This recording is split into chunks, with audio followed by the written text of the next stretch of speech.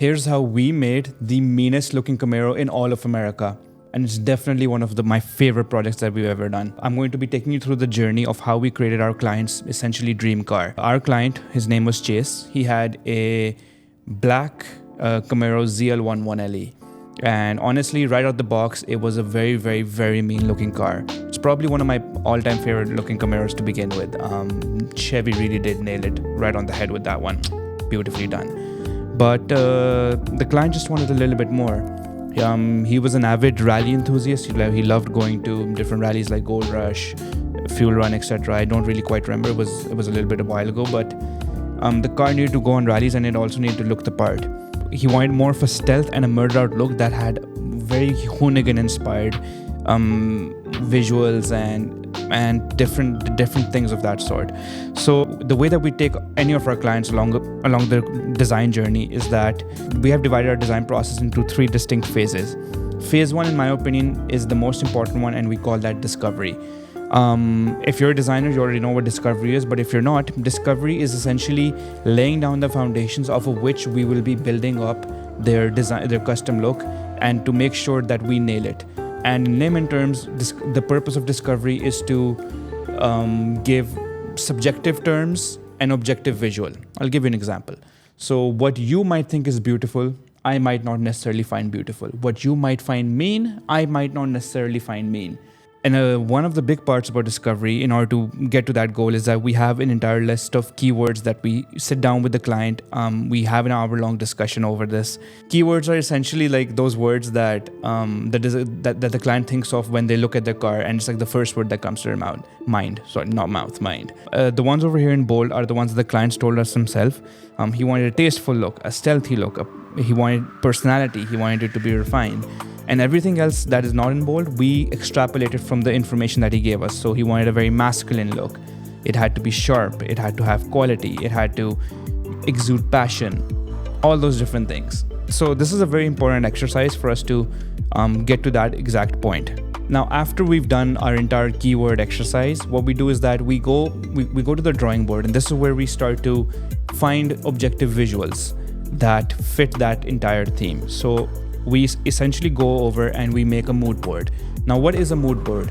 A mood board is essentially just a rough collection of ideas based off of what the client has given us. And we look for inspiration in different places, whether it be fashion, whether it be aerospace, whether it be honestly anything. And in this regard, he wanted a very clean, minimalist, aggressive look. So what we did was we looked into aerospace, we looked into the different cars he had, etc., etc., etc. And the different brands he also resonated with. Next up, what we do is that after the mood board, we end up going and creating, we end up going and creating stylescapes. Now, you must be asking, what are stylescapes? Stylescapes are essentially refined mood boards. So they take what we've learned from the mood board and they basically turn it up on crack. And the entire point of a stylescape is to basically go into super in-depth detail into what this design is, how we're going to be making it, and what the vibe is going to be like. So for this specific one, it was meant to be refined opulence, and this one was basically based upon his taste towards Audi, his expensive his affinity towards Louis Vuitton and other brands as well, and the different colors that he wanted to have on his car, like the dark and mean look, but also accented with like maybe gold or maybe like some sort of like a bright or flashy color. That was essentially the look we were going with.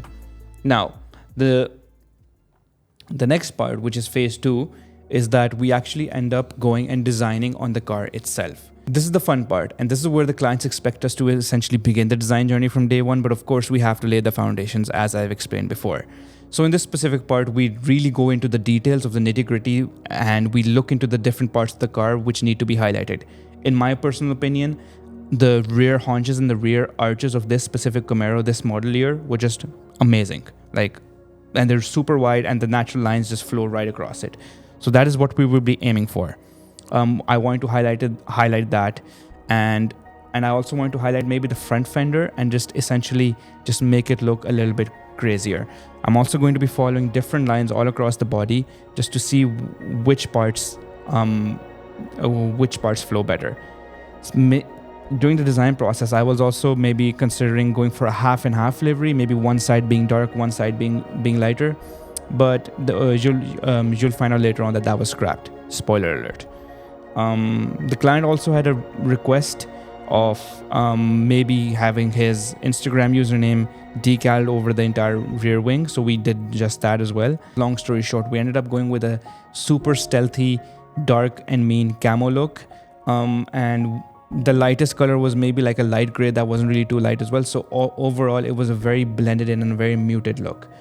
But the caveat here is what makes this specific design different is that not only did it follow the natural lines of the car, it wasn't just any random camo that was blasted all over the vehicle. We also looked into the different crevices and the cracks between the camo, and we gave it and we added yellow highlights over there. And in reality, those yellow highlights were actually cut out from reflective vinyl. And for those of you guys who don't know what reflective vinyl is that it essentially glows in the dark, or essentially blinds you if you shine a light at it. So during the day, it would be like a normal stealthy camo Camaro with yellow accents. But at night, when you shine a light at it, and even especially at high speeds, it would look like as if the car is going at insanely fast speeds with a yellow blur, and the camera recedes at the back. A truly unique look. Another thing that I found really interesting with the Camaro ZL1 1LE is that the car essentially has a supercharger that is so big that there's a hole in the hood.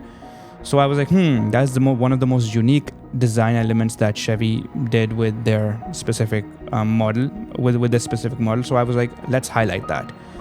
So what we did was that we created this interesting maze-like pattern that would just be covered on the supercharger, and it would be printed out of or at least cut out of gloss black vinyl, which would be a perfect a perfect contrast to the satin black stealth camo look that we're going for. And then that maze pattern would then, when the hood would be down, would be then linked with the same reflective vinyl lines, the yellow streaks, just to tie the design up all together. All in all, after doing a lot of back and forth with the client, we ended up landing on this specific look and design. And in my opinion, I think we absolutely nailed it. It follows everything that I've talked about, especially especially from the front arch, the way it just flows back towards the rear, as your eyes are pointing towards the rear because of the direction of the yellow vinyl, the yellow lines, and then as it gets to the rear arch, it points a little bit upwards. And then even towards the front supercharger over here, we even that maze pattern just ties it up all together really well. And it just overall, when this camo wraps around the car, it is truly a sight to behold. So yeah, that is essentially how we create some of our custom designs for our clients. We really go in depth with each and everything that we do, and I hope you learned a thing or two. If you guys like this type of content, please put it down in the comments below what sort of other things you'd like to see, and I'd love to see you in the next episode. Peace, adios, goodbye.